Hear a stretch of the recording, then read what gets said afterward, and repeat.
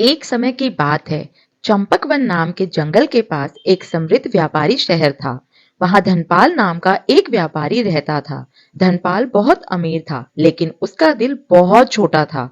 वह हमेशा कम मेहनत में ज्यादा मुनाफा कमाने की ताक में रहता था। धनपाल के पास गजेंद्र नाम का एक हाथी था। गजेंद्र बहुत ही शक्तिशाली, समझदार और शांत स्वभाव का था। धनपाल गजेंद्र से दिन भर भारी लकड़ियां ढुलवाता और बदले में उसे बहुत कम खाना देता।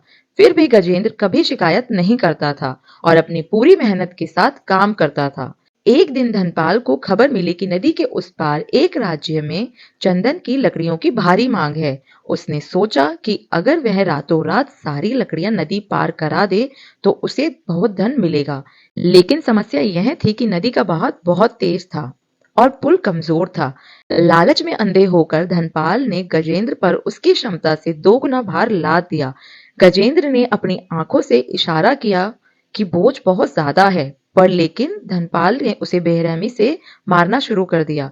जब गजेंद्र भारी बोझ लेकर पुल के बीचों बीच पहुंचा तो कमजोर पुल चरचराने लगा। गजेंद्र समझ गया कि अगर वह एक भी कदम आगे बढ़ाता है तो पुल टूट जाएगा और वह लकड़ियों समेत डूब जाएगा।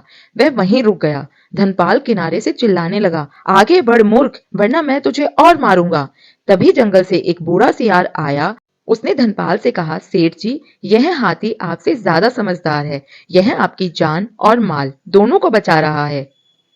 अगर आप इसका बोझ आधा कर दें तो आप दोनों सुरक्षित पुल पार कर सकेंगे। धनपाल को गुस्सा आया और उसने सियार की बात अनसुनी कर दी।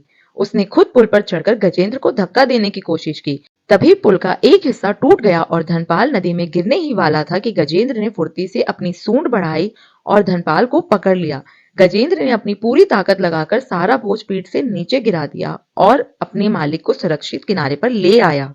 धनपाल की सारी कीमती लकड़ियां बह गई, लेकिन उसकी जान बच गई। उसे अपनी गलती का एहसास हुआ। उसने देखा कि जिस जानवर को वह कमजोर और अपना गुलाम समझता था, उसी ने आज उसकी जान बचाई।